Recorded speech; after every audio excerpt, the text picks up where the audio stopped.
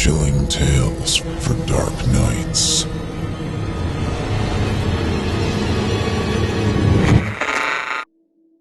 The Shadows of Samuel Craven. Written by Michael Whitehouse. Performed by Heather Ordover. In the sleepy town of Windarm, a street where no one goes, a child of wondrous prying was deadened in crooked prose. His name was Samuel Craven, a boy no older than 10, sneaking out from the safety of his home, a reluctant one then.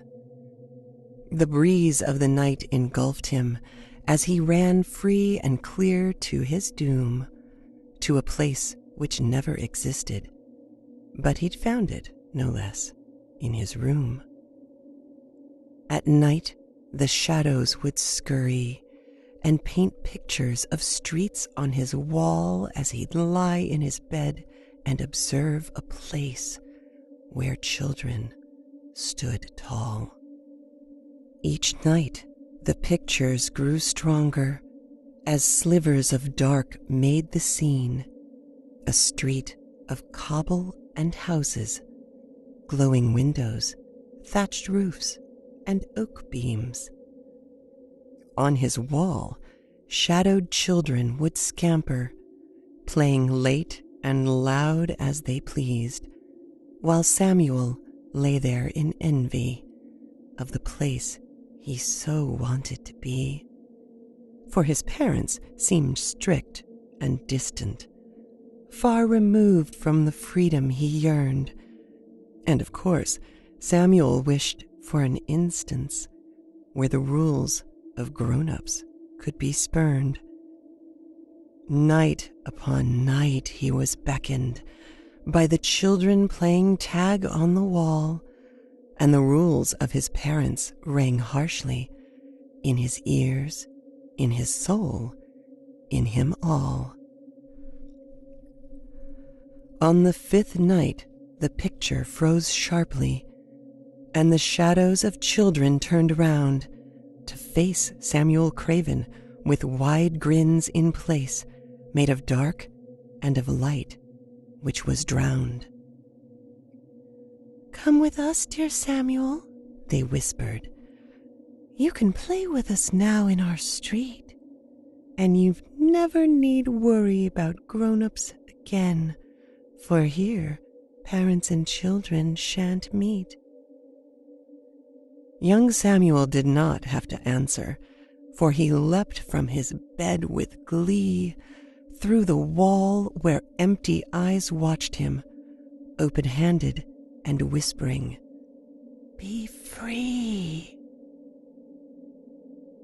As the thin, shadowed hands of the children grabbed his own and pulled him within, the world turned gray to poor Samuel, and his vision began to dim.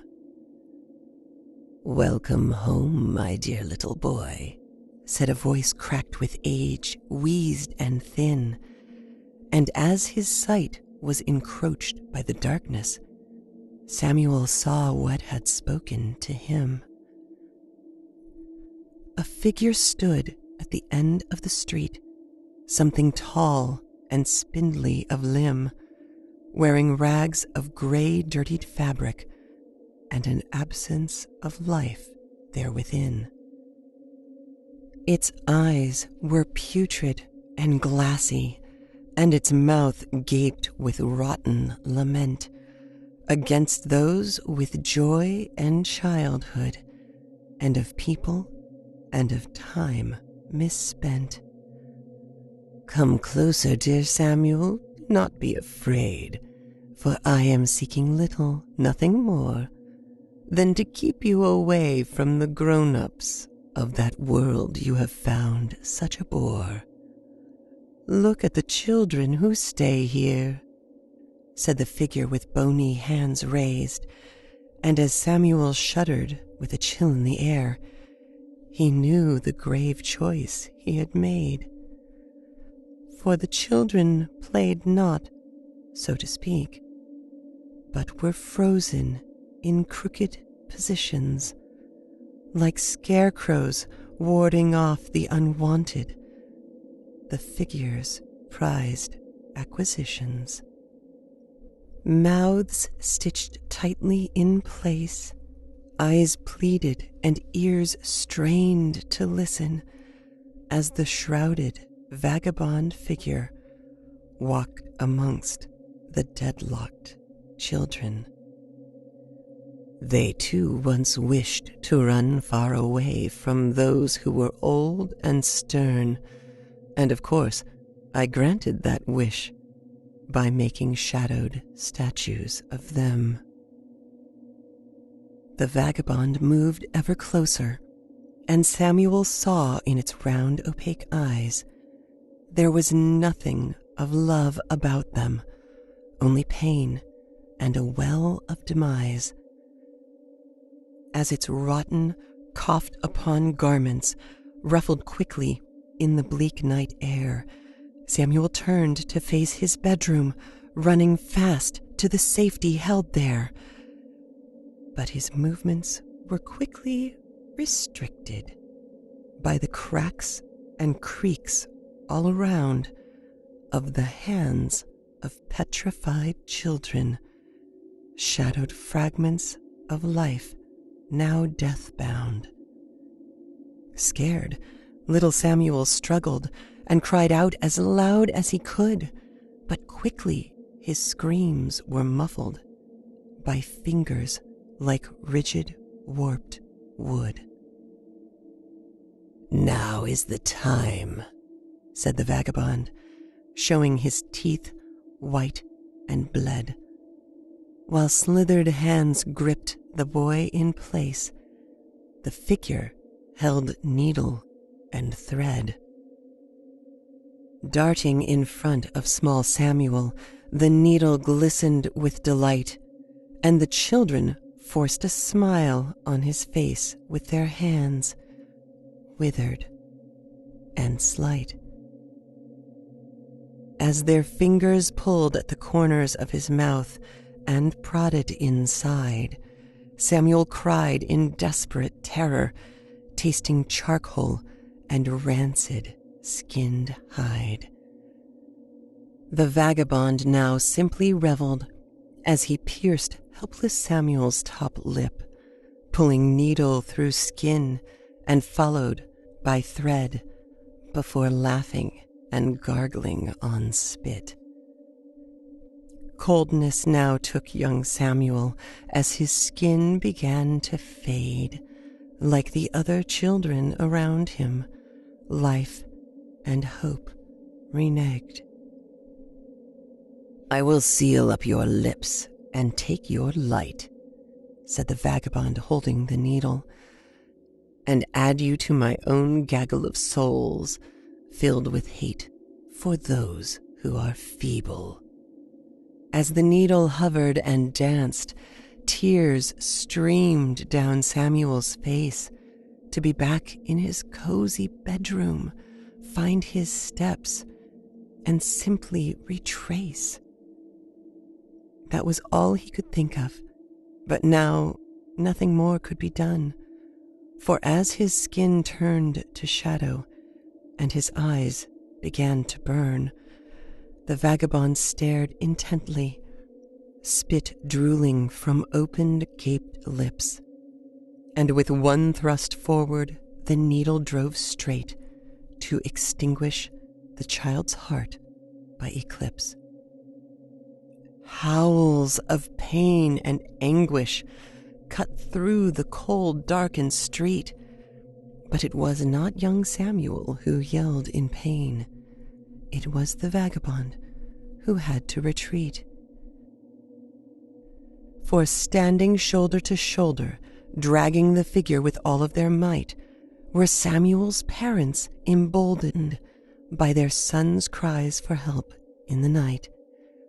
They pulled at the creature's limbs, knocking needle from sworded hand, as the shadowed children creaked forward, following their master's commands. "Take their light now, my children," said the vagabond, seething with hate. "These grown-ups must be punished. Stitch their lips and seal their fate." Samuel lay on the cobble, crying and desperate for home, as the vagabond threw both his parents to the ground next to their son. They cradled their boy's head softly and whispered, "Don't be afraid," as the shadowed children surrounded, open-eyed, with fingers like blades. But looking at young helpless Samuel, something stirred in each shadowed face, of memories, of home, and of love, of a forgotten and a once lived-in place. The memory of family came flooding like a tide of bitter regret, of sleeping in darkness for centuries and being snatched from warm, comfy beds. Slowly the children cracked onward as the vagabond closed in tight, yet not to assist their captor, but to stop him with all of their might. A sea of shadowed child fingers pulled and clawed at the rags of the vagabond, once their master, who'd sewn each of their stitchings and gags. Samuel's parents did not need to ask for one more second of time, and grabbed their son as quick as they could, fleeing the scene of the crime. As the figure tore down his children, each one their stitching pulled out, he rasped and screeched with venom at the family who'd caused such a rout. His horde of children lay on the floor, wide-eyed and mouths ripped open, as he flung himself towards the three who had left his street empty and broken. Panting and rushing and heaving, Samuel's parents flew to the edge of where the street now ended, and bedroom made safety its pledge. The vagabond soon quickly followed as the family leapt within to their house and the room they had chosen for their son to play and sleep in. As the figure drew ever closer, a seething wretch of the night, Samuel's mother leapt to the corner and simply turned on the light. No shadows were there to be feared of, no vagabond, children, or street, nothing which spoke of the danger which their boy had taken to meet. The years moved on with Samuel, though he would never forget his mistake, running from those who loved him to strangers who'd promises make. And now young Samuel is grown up, his daughter asleep in her room, as shadows and whispers spill over from the street, the vagabond's tomb.